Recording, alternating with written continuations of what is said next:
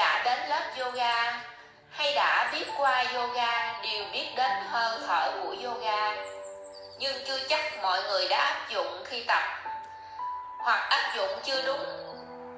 Thì bài chia sẻ hôm nay của Thí hướng dẫn chi tiết từng bước một cho mọi người dễ hiểu và tập theo dễ dàng. Thì hôm nay với hai phần chia sẻ áp dụng cho hai nhóm nhu cầu. Phần 1 dành cho những người chưa biết gì về hơi thở yoga.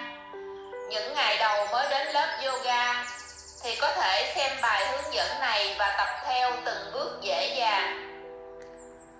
Còn phần 2 là phần hướng dẫn cách sử dụng hơi thở yoga đúng cho tất cả mọi người. Khi luyện thở cũng như khi kết hợp hơi thở vào tư thế một cách hài hòa và không làm mất thời gian của mọi người thêm nữa. Bây giờ Thí mời mọi người cùng Thí bắt đầu thực hành phần 1, phần dành cho những người chưa biết gì về hơi thở của yoga. Thì những người chưa biết gì về hơi thở yoga, những buổi đầu đến lớp hay những người tập yoga ở nhà, trước tiên mình tìm cho mình một chỗ ngồi thoải mái với không gian thoáng đãng gần cửa sổ thì càng tốt. Mình ngồi thật thoải mái, và nếu không gian tập cho phép mọi người có thể nằm, vì nằm xuống lưng mình sẽ giáp dưới mặt sàn, giúp người mới cảm nhận hơi thở dễ dàng hơn là ngồi như thế này, vì người mới rất là khó khăn để cảm nhận được hơi thở trong những buổi đầu. Rồi mọi người có thể nằm hoặc ngồi như thế này. Rồi trước tiên mình hãy từng bước một nha. Cảm nhận nâng cơ ngực cao lên, cảm nhận mình nâng cơ ngực cao lên. Hai vai thì mình mở ra phía sau hạ xuống. Rồi nhớ nha, mình cảm nhận là mình nâng cơ ngực cao, hai vai mở và hạ xuống. Rồi cảm nhận như mình đang kéo đốt sống lưng mình càng cao càng tốt. Đó là 3 bước cơ bản nhẹ nhàng để giúp lưng mình thẳng. Rồi mình cảm thấy người mình thật thoải mái, nhẹ nhàng rồi. Bắt đầu mình cảm nhận hơi thở. Người mới không nắm bắt được hơi thở của mình và chưa biết kết hợp hơi thở với cơ bụng. Rồi trước tiên mình hãy đặt tay lên bụng. Nguyên lý của hơi thở yoga: hơi vào thì bụng căng, hơi ra thì bụng thóp. Nhưng người mới chưa kết hợp được hơi thở với cơ bụng, thành ra mình chia ra từng phần để mọi người xem và tập theo từng phần một dễ dàng hơn. Trước tiên mình sẽ tập phần cơ bụng trước. Rồi tay phải mình đặt lên bụng, toàn thân mình thả lỏng, hai mắt mình có thể nhắm hờ lại, hướng sự tập trung mình vào cơ bụng. Lúc này chưa nghĩ đến hơi thở gì hết, cứ tập cơ bụng trước nè. Bụng mình căng lên và thóp lại, cứ bụng thôi, chưa có thở, chưa có hít hay thở gì hết. Căng bụng và thóp bụng. Bụng tôi căng, bụng tôi thóp, bụng tôi căng. 2, 1. Bụng tôi đang thóp. 4, 3, 2, 1. Bụng tôi căng. 2, 1. Thóp bụng. 4, 3, 2, 1. Căng. 2, 1. Thóp bụng. 4, 3, 2, 1. Nó mình cứ căng bụng và thóp bụng đều với tỷ lệ 1-2. Nếu mình đưa vào bụng căng 2 nhịp thì bụng thóp 4 nhịp. Nếu hơi thở ai khỏe hơn thì bụng mình căng 3 nhịp và thóp 6 nhịp. Rồi mình cứ bụng mình căng lên. 3, 2, 1. và bụng mình thóp lại.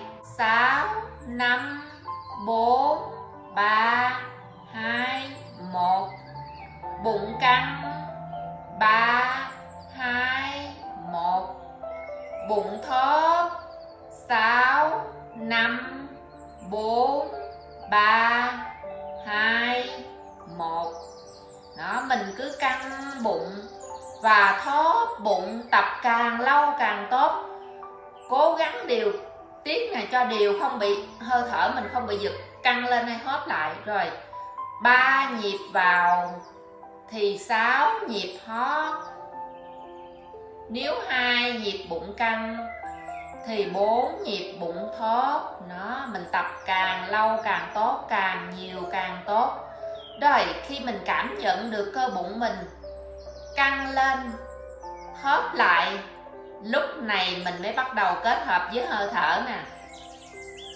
Rồi khi bụng mình căng lên, mình cảm nhận hơi đang đi vào, cảm nhận mũi hơi đang đi vào nè. Rồi khi bụng mình thóp lại, mình cảm nhận hơi đang ra. Lúc này mình cũng chưa cảm nhận được hơi thở, mình chỉ dùng ý để mình cảm nhận rằng hơi mình đi vào đi ra thôi. Rồi cứ như vậy, bụng mình căng, mình cảm nhận luồng khí đang đi vào. Rồi bụng mình thóp, cảm nhận luồng khí đang đi ra. Hơi vào căng. 3, 2, 1. Hơi ra bụng thóp. 6, 5, 4, 3, 2, 1. Hơi vào. 3, 2, 1. Bụng căng. Hơi ra bụng thóp. 6, 5, 4, 3, 2, 1. Nó mình bắt đầu mình tập nè. Lúc này là hơi thở đã kết hợp với cơ bụng rồi, thì mình tập càng lâu càng tốt. Nếu như mình đến lớp thì mình ngồi mình cũng tập được 5 phút. Còn nếu như mình bất cứ ở đâu, mình đang làm việc, mình đang đi ngoài đường, mình đang ngồi bất cứ lúc đâu, lúc nào mình nhớ mình đều tập được. Không cần phải đến lớp hay là dành thời gian cho tập hơi thở này đâu. Cứ nguyên lý, hơi vào là bụng căng, hơi ra là bụng thóp. Rồi đi theo từng bước một dành cho người mới. Trước tiên mình tập cơ bụng trước. Rồi cơ bụng mình quen rồi, mình mới kết hợp hơi thở vào cơ bụng. Rồi hơi thở vào cơ bụng, mà hơi thở mình tập càng lâu. Mọi người tập hơi thở yoga này, tập mọi lúc mọi nơi thì sau 1 tuần 2 tuần thì cơ bụng và hơi thở đã quen. Nó sẽ đi nhịp nhàng, không bị ngắt quãng. Lúc này là mình đã nắm bắt được hơi thở của mình rồi đó. Rồi xin chúc mừng mọi người nha. Những người mới làm quen với hơi thở yoga, mong rằng mọi người xem cái video này và có thể tập theo từng bước để có thể dễ dàng tập hơi thở yoga và dễ dàng cảm nhận hơi thở yoga. Rồi bây giờ mình đến với phần 2. Phần này dành cho những người đã tập qua yoga, đã biết về hơi thở yoga. Thì hơi thở cơ bản của yoga thì ai cũng biết, nhưng để kết hợp thêm một lưu ý nhỏ vào hơi thở khi tập để giúp mọi người nhận được lợi ích tối đa từ hơi thở yoga khi tập. Rồi bây giờ mời mọi người cùng Thí bắt đầu vào hơi thở cơ bản của yoga cho tất cả mọi người. Rồi ngồi vào tư thế mình cảm thấy thoải mái nhất. Nâng cơ ngực, mở vai, vươn đốt sống cao tối đa. Hai tay nhẹ nhàng đặt lên gối. Rồi hơi thở cơ bản của yoga dành cho người đã tập qua yoga. Hơi vào 4, 3, 2, 1.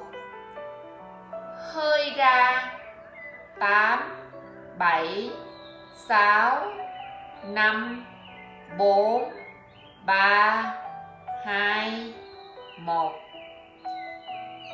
Hơi vào, bụng dần dần căng. 4, 3, 2, 1. Hơi ra, bụng thóp dần. 8, 7, 6, 5, 4, 3, 2, 1. Hơi vào 4 nhịp. Hơi ra 8 nhịp. Rồi, hơi thở này là hơi thở cơ bản. Những người nào có thể trạng yếu mình có thể thở theo nhịp 3, 6. Hơi vào 3 nhịp, hơi ra 6 nhịp.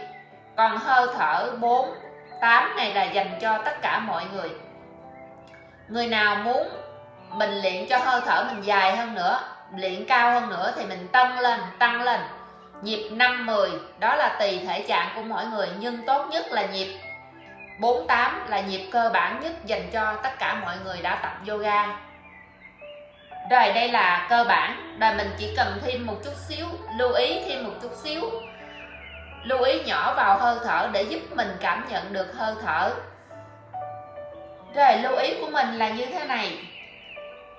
Hơi vào 4, 3, 2, 1. Mình giữ lại. Thay vì mọi người cứ hơi vào rồi lại thở ra, thì Thí khuyên mọi người nên giữ lại 1 nhịp, 2 nhịp, 3 nhịp tùy thể trạng của mọi người, nhưng tốt nhất là giữ lại 1 nhịp trước. Rồi, giữ lại 1 nhịp để mình cảm nhận được sự thả lỏng cơ thể khi giữ lại. Rồi, khi thở ra 8, 7, 6, 5, 4, 3, 2, 1. Thở hết hơi ra, bắt đầu mình cũng giữ lại toàn thân thả lỏng. Giữ lại 1 nhịp hoặc 2 nhịp hoặc 3 nhịp tùy sức của mình, tùy thể trạng của mình để giữ. Sau đó lại đưa không khí mới vào. 4, 3, 2, 1 và giữ lại. Rồi, cho không khí ra bụng thấp. 8, 7, 6, 5, 4, 3, 2, 1. Giữ lại. Rồi, cho không khí mới vào. 4, 3, 2, 1. Giữ lại. Rồi, cho không khí ra.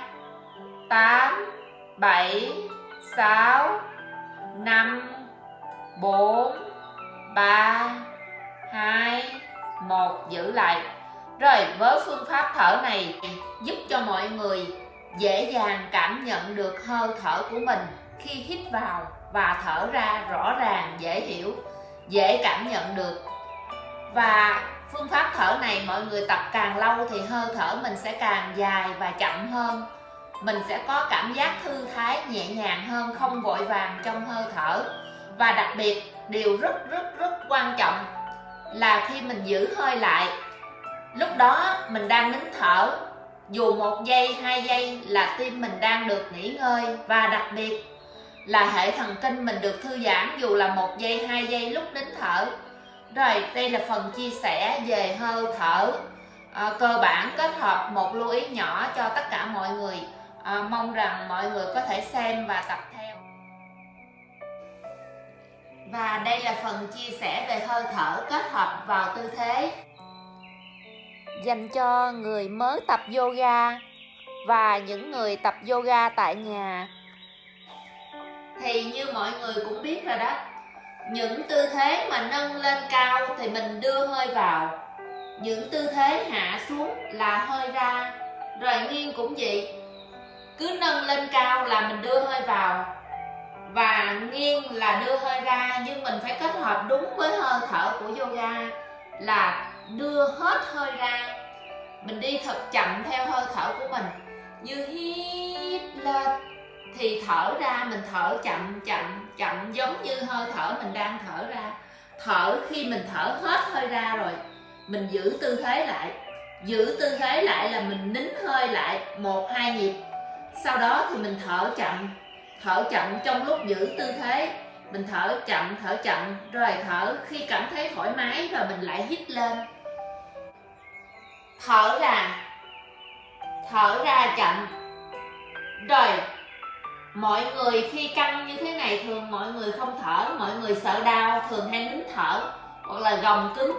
Cố gắng tập yoga phải kết hợp được với hơi thở mới gọi là yoga.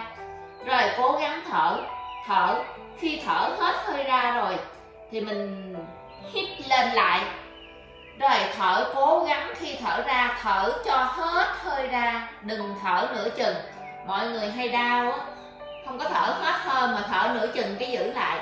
Cố gắng thở hết hơi ra. Rồi lưu ý cái phần tập bụng cũng vậy nữa. Rồi cái phần tập bụng là mình kết hợp hơi thở. Rồi hít lên bụng căng nhưng mình rút nó lại. Thở ra hạ xuống. Hít lên rút bụng lại. Thở ra hạ xuống. Rồi khi giữ như thế nào? Hít lên rút bụng. Khi giữ tư thế, những tư thế tập bụng vẫn giữ cơ bụng y như gì. Mình không thở bụng mà mình thở bằng cuống họng. Hơi thở bằng mũi bằng cuống họng, giữ chặt cơ bụng, giữ ở đây, thở chậm, thở hơi thở ngắn bằng cuống họng, khóa chặt cơ bụng lại. Sau đó thở ra, thả lỏng cơ bụng. Đưa hơi vào, căng cứng. Đưa hơi ra, mềm, nhẹ và thả lỏng. Những tư thế nâng lên cao, đưa hơi vào, cứng, căng. Những tư thế hạ xuống là thở ra, chậm, mềm và thả lỏng. Mềm tối đa, thở hết hơi ra, hết hơi hóp bụng, hóp thả lỏng, không gồng vai, không gồng. Thì với những tư thế nhẹ nhàng, dễ dàng thì mình kết hợp được với hơi thở dễ dàng, nhẹ nhàng. Nhưng những tư thế khó, thường mọi người tập hay nín thở là những như tư thế nghiêng. Ví dụ đứng nghiêng hoặc là quỳ gối nghiêng, thường mọi người đau, mọi người hay nín thở. Rồi để ý nha. Hít lên. Rồi thở nghiêng như thế này. Nghiêng thì thở ra cơ thể mình mềm nghiêng nữa. Nhưng mọi người sợ đau, thành ra mọi người ngắt quãng hơi thở mình. Thở không hết hơi ra mà đều nín thở giữ lại, làm cho cơ thể mình nó cứng hơn và mình không cảm nhận được cơ thể mình dưới tư thế đó. Thành ra cố gắng kết hợp hơi thở. Rồi đau thì mình cũng cố gắng thở hết hơi ra tùy sức của mình. Thở hết, để ý vào hơi thở, thở hết hơi ra rồi. Và lên những tư thế ngửa ra sau cũng vậy. Rồi mọi người ngửa ra sau căng quá, mọi người thường hay nín hơi. Rồi để ý giữ nè. Thở, giữ vẫn thở được. Thở, hít lên.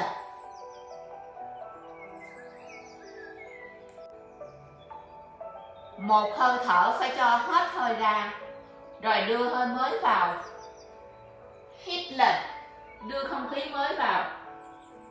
Rồi thở. Thở cho hết hơi ra. Rồi khi mình giữ hơi, khi mình giữ tư thế như vậy, rồi khi giữ tư thế mình sẽ không thở bằng bụng những tư thế mà nó căng khó quá. Mình chỉ cần thở hết hơi ra của hơi thở yoga cơ bản. Rồi mình giữ lại, mình sẽ khóa cơ bụng, mình không thở cơ bụng. Mình thở bằng cuống họng, hơi ra hơi vào, hơi ra giữ, hơi ra hơi vào.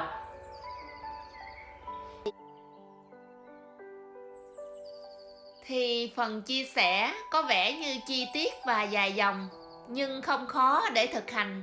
Mọi người chỉ cần để ý một chút xíu là có thể tập theo dễ dàng. Xin cảm ơn mọi người đã xem kênh Yoga Thí.